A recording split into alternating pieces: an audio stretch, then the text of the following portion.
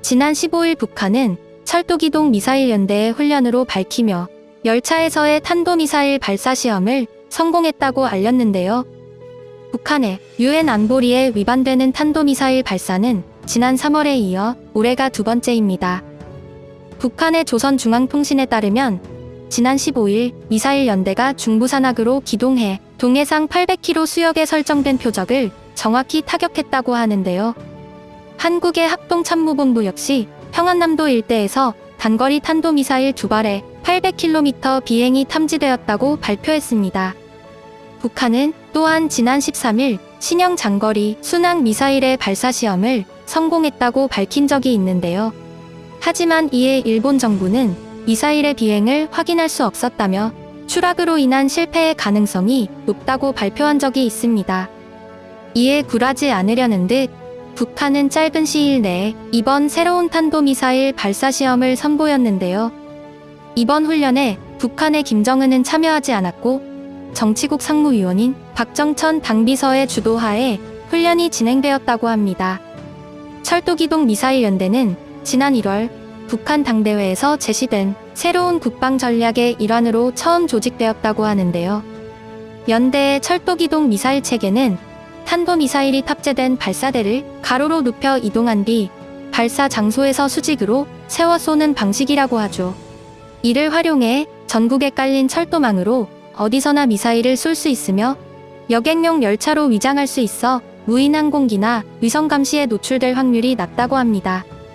하지만 열차의 선로가 파괴되면 무용지물이 된다는 치명적인 단점이 있기도 한데요. 조선중앙통신은 열차의 모습과 발사 장면 등 4장의 사진을 공개하며 처음 도입된 이번 훈련으로 위협 세력에 대한 동시다발적인 집중 타격 능력을 높였다고 밝혔습니다.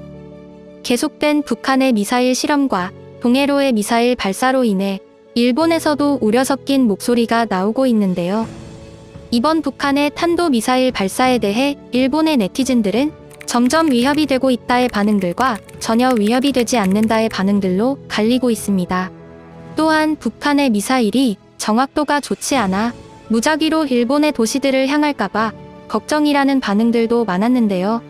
자, 그럼 지금부터 일본 네티즌들의 반응들을 함께 살펴보시죠. 계속 웃고 있지만 이렇게 그들의 군사 수준은 조금씩 올라간다. 발사 중에 통제불능이 되어 일본 근처에 낙하하는 것이 무섭다. 열차의 선로는 사전에 탐지할 수 있지만 그들의 시민을 고려하지 않은 무차별 공격이 무섭다. 정식 이름을 알고 싶어요. 서울포라든지요. 우연히 떨어진 곳을 목표로 말한 게 아닐까? 하긴 도쿄를 목표로 했다가 잘못 떨어져서 홋카이도나 오키나와 등 어딘가에 떨어질 수 있으니 그것만으로도 위협은 있습니다. 협박은 소용없다. 일본에 손을 댄다면 무서운 일이 일어난다는 걸 깨닫게 해주겠다. 고요한 늑대. 철도가 있는 곳에서만 발사할 수 있잖아? 차량 미사일보다는 위협이 적다. 열차에 탑재하다니 1세기 이전의 발상이야. 이전에 일본 열도 상공을 통과한 미사일도 가만 놔두던데 정부는 도쿄 중심에 미사일이 떨어져도 가만히 두는 거 아니야? 난 방위비 증액을 공약하는 당에 투표할 거야. 법을 개정하고 자위대를 출동시켜 반도의 남북 전체를 쓸어버리면 걱정할 필요도 없다. 어느 시대에 계시는 거죠? 법 개정과 전쟁이 허용된다 하여도 남북 전체를 이기는 건 절대 무리입니다. GPS로 타격한 겁니까? 확실한 증거를 보고 싶네요. 그리고 해양오염이 우려되므로 앞으로는 가능하면 육지를 목표로 완벽하게 촬영을 부탁드립니다.